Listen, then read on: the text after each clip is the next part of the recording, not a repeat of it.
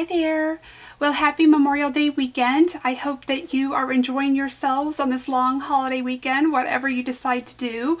I had some free time today, so I decided I wanted to film my favorites video, even though it is a couple of days early, just because we've been so busy lately and I wanted to make sure that I had a chance to get this up. Every time I think things that are starting to slow down for us a little bit, they sort of gear back up, but we do have some good things going on and things are moving in a positive direction, so that's really good. We are in the process of cleaning out my mother-in-law's home and just donating a lot of things and just going through a lot of stuff. So that's been taking up a lot of our time recently, but we are going to be getting her moved hopefully very soon, and she's really excited about that, and we are too. But just wanted to let you know that that's sort of why I've been a little hit and miss with the videos. I wish that I could say I'm going to get back to a permanent schedule at some point, but I don't know, I think things are just going to be this way for a little while and maybe even throughout the summer at this rate. So today's video is going to be a little bit of a mashup of favorites and then a Sephora haul follow-up. So I posted that Sephora haul maybe a week and a half or so ago, and I had a couple of items that I wasn't sure about and then some other things that I wanted to follow up with you on, just let you know if I liked it, if I didn't.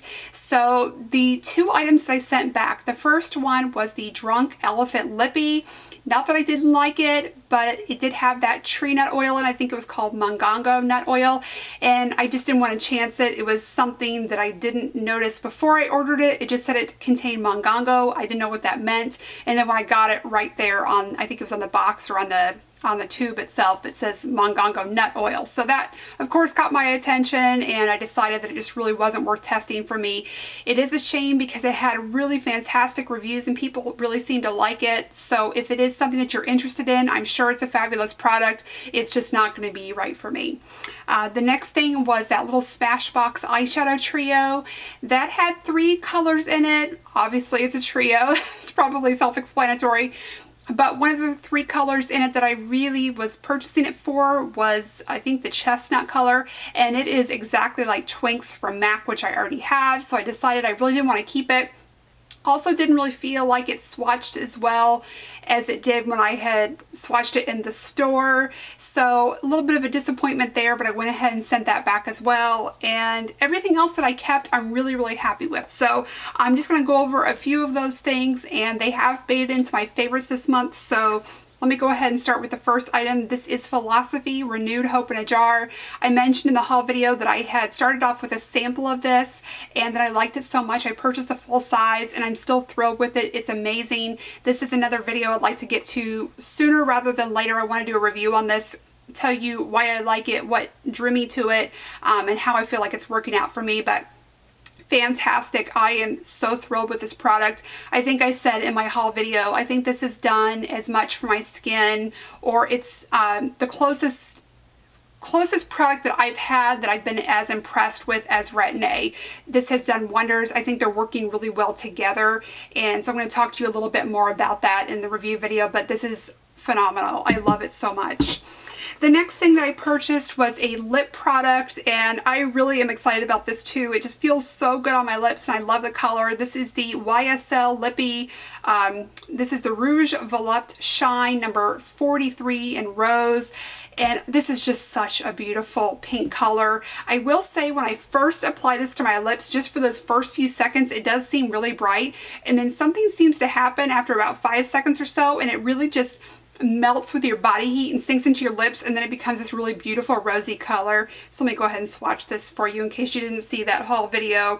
This would be so flattering on a variety of skin tones. It's just a really beautiful bright pink. I think it's a great summer pink, and I'm so excited about it.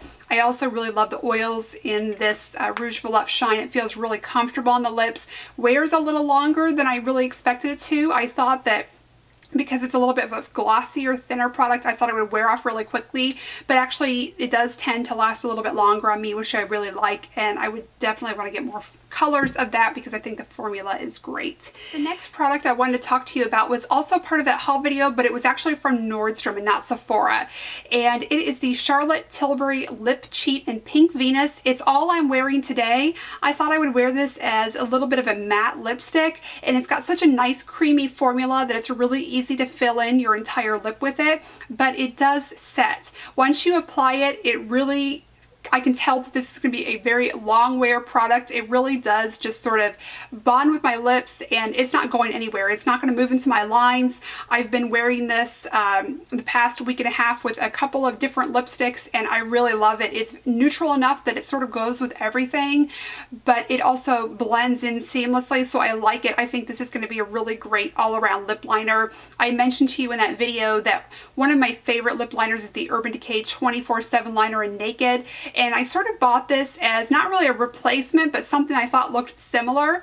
And I really like them both. I think that they are a little bit different. I think the Urban Decay Naked's a little bit peachier, and this is a little bit more pink. So I think you could have both, but if you only wanted to have one or the other, I think this is a really great option. But I do like them both, so it's really a toss-up. But for now, I'm really happy to have this, and I don't feel like I need to go out and purchase the Naked anytime soon. So let me go ahead and swatch this for you. Again, it's all I have on today, with the exception of a little bit of lip balm that I put on as a primer. And so here it is. You can see that it is a really close match, that YSL Rouge Volupte lipstick. They are very, very similar, but I just sort of love this medium pink that maybe has a little leanings of a rosy coral type color, and I especially love that for summer. It's just one of my favorite colors. So let's see, I think I have one more product from the Sephora haul that I wanted to talk to you about, which is something else that I really loved, and so this has worked out really well for me, and it's done exactly what I wanted it to do. This is the Dior Apricot, and that is apricot with a B. It's the French way of saying apricot, I guess, but this is their cuticle cream. This is so thick and luxurious, and it takes so little product. What I love about this is it takes just a little bit. I dab it on my fingers, and then it sinks in nicely. It sort of warms with the temperature of my skin, and then it just makes them really soft, and I love it. I will say that my cuticles didn't become really soft and hydrated probably after the first time or two that I used it, but after a few days of me applying it every night at bedtime, I really started noticing a difference, and now I am super happy with it. My cuticles are just so much more hydrated. So, and I also anticipate that this is going to last me a really long time. I am taking my finger with about like that much product and then dabbing it on each finger and then rubbing it in, and it goes such a long way. That's all that's really needed for one whole hand. So this is going to go a long way. So if you're looking at spending a little bit more on a product like this, I do think it will take you quite a long time to use it up. So that is everything from the Sephora haul, and I do have a few more favorites, just one left in the beauty category. So this is something that is definitely not a new product. It's been out for decades, as a matter of fact, but it is new to me. So I was at Walgreens, and I decided to pick this up after having sampled the La Mer product. I think that was sent with a Nordstrom order, and I'd always wanted to try La Mer. I thought, you know, it's got one of those reputations about being this holy grail product for a lot of people, but it is wildly expensive and not something that I want to spend that much money on. And then I'd done some internet research, and people said that this was a sort of dupe for that. So I decided to try it, and for $1.07, I think it was at my Walgreens, it was definitely worth the risk. So this has 1 ounce or 29 grams of product. You can see it in there. This is something else that goes a long way. So what I've been doing at night is putting this on my hands, and then I'll add my little cuticle cream here. And this has been a really good duo for hydrating my hands at night. This has made my hands incredibly soft, and I do love the fragrance of it. It is so clean and fresh smelling, maybe a little bit clean and powdery, I think, but if you're sensitive to fragrance, I think this might be a little bit too much because it is a little on the heavier side, but I absolutely love it. I think it's great, and you really cannot beat the price, and it does come in a lot bigger packaging, but I thought to start I would try this, and now I think it's going to last me a while, so I probably won't have to repurchase that anytime soon, but it's a great little product, and I can see why people have been loving it for so many years.